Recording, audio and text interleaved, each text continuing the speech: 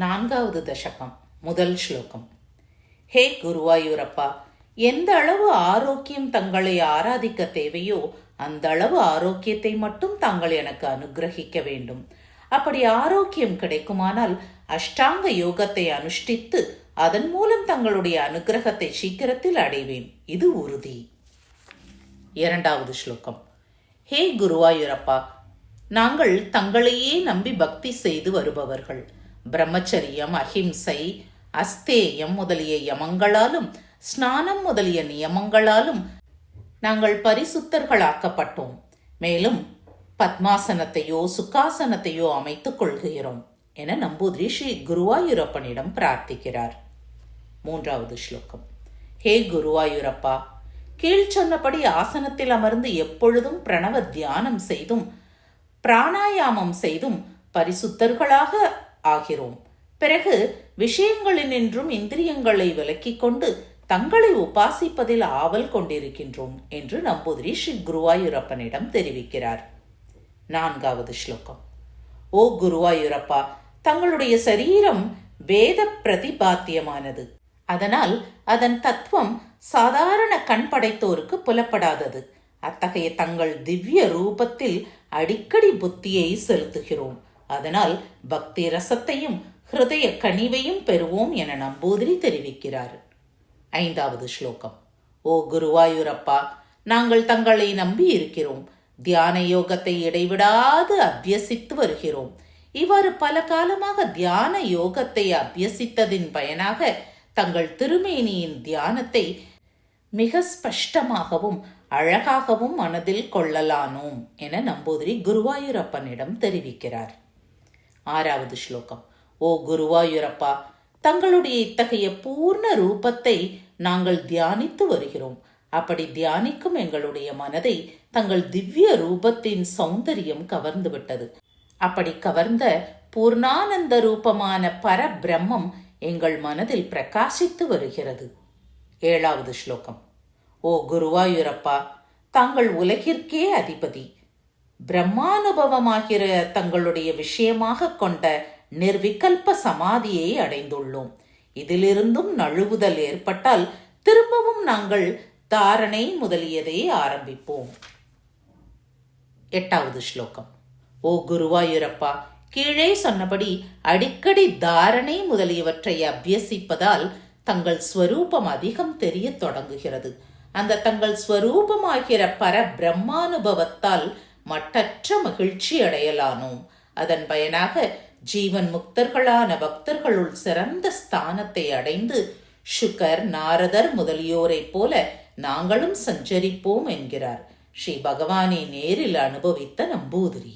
9வது ஸ்லோகம். ஓ குருவாயூரப்பா, நிர்விகல்ப சமாதி நிலைத்த யோகி சத்யோமுக்தியை விரும்பினாலும் கிரமமுக்தியை விரும்பினாலும் முதலில் பிராணனை பிராணாயாமத்தால் அடக்குகிறான். பிறகு சுஷும்னா நாடி வழியாக, இது மூலாதாரம் முதலிய 6 ஸ்தானங்கள் கொண்டது, மெதுவாக அந்த பிராண வாயுவை மேலெழும்பச் செய்கின்றான். 10வது ஸ்லோகம். ஓ குருவாயூரப்பா, பிராணனை புருவத்தில் கொண்டு நிறுத்திய பிறகு இதர காமங்களை விட்டு சத்யோமுக்தியை விரும்புபவன் லிங்க சரீரத்தை விட்டு விடுகிறான். பிறகு பரமாத்ம ஸ்வரூபியான தங்களிடத்தில் மறைந்து விடுகிறான். பிரம்மலோகம் முதலியவற்றை அடைய வேண்டும் என்ற விருப்பம் கொண்டவன், அதாவது கிரமமுக்தியை அடைய விரும்புபவன், 5 பிராணன்கள், மனது, புத்தி, 10 இந்திரியங்கள் இவைகளாகிற லிங்க சரீரத்துடனேயே தலை வழியாக வெளிக்கிளம்புகிறான். 11வது ஸ்லோகம். ஓ குருவாயூரப்பா, தங்கள் பக்தன் அக்னி, பகல், சுக்லபக்ஷம் இவற்றை அதிஷ்டானமாக கொண்ட தேவதைகளாலும் உத்தராயண அதிஷ்டான தேவதைகளாலும் சூரிய லோகத்தை அடைவிக்கப்படுகிறான். அங்கு இவன் பரம சந்தோஷம் உள்ளவனாக இருக்கிறான். பிறகு துருவஸ்தானத்தையும் அடைகிறான். துருவஸ்தானம் செல்லும் வழி வருமாறு: தன்னிஷ்டப்படி சரீரத்தை விட்டு சூரிய கிரணங்கள் வழியாக வெளியேறும் ஜீவனை அக்னி தேவதை ஸ்வர்கலோகத்தின் வழியே அழைத்து சென்று பகலுக்கு அபிமானியான தேவதையின் கையில் ஒப்படைக்கிறது. அந்த பகலபிமானி தேவதை அந்த ஜீவனை சுக்லபக்ஷாபிமானி தேவதையினிடம் ஒப்படைக்கிறது. சுக்லபக்ஷ தேவதை உத்தராயண அபிமானி இடத்திலும், அந்த தேவதை சம்வத்சராபிமானி தேவதையிடமும், அந்த தேவதை தேவலோக மார்க்கத்தோடு அழைத்து சென்று வாயு தேவதையிடமும், அந்த தேவதை தன் ஆதித்ய மண்டலத்தின் வழியாக சந்திர தேவதையினிடமும், அந்த தேவதை தன் லோகத்தின் வழியாக வித்யுல்லோகத்தையும் அடைவிக்கிறது. பிறகு அந்த ஜீவன் துருவலோகம் வரை செல்லுகிறது. 12வது ஸ்லோகம். ஓ குருவாயூரப்பா, தங்கள் உபாசகன் துருவபதம் சென்ற பிறகு மகராலயம் செல்லுகிறான். அங்கிருந்து தனது புண்ணிய பரிபாகத்தால் இவ்வுலகம் பிரளய காலத்தில் ஆதிசேஷனின் முகங்களினின்று வெளிவரும் விஷாக்னியும் உஷ்ணத்தால் தாபத்தை அடைந்தோ அதற்கு முன்போ பிரம்மலோகத்தை அடைகிறான். 13வது ஸ்லோகம்.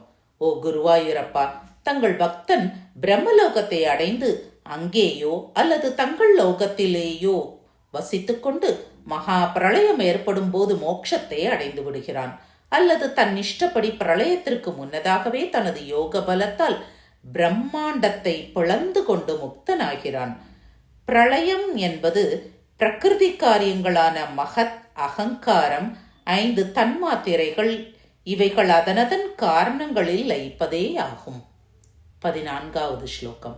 ஓ குருவாயூரப்பா, தங்கள் பக்தனான யோகி பிரம்மாண்டத்தினுடைய பூமி, ஜலம், தேஜஸ், வாயு, ஆகாசம், மகத், தத்துவம், மாயை என்ற 7 விதமான ஆவரணங்களையும் அந்தந்த ரூபமாகி பிரவேசிக்கிறான்.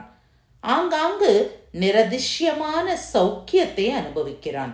இவ்வாறு சுகிதனாய் பரபிரம்மஸ்வரூபியான தங்களுடைய ஸ்தானத்தை, அதாவது சாயுஜ்யத்தை அடைகிறான்.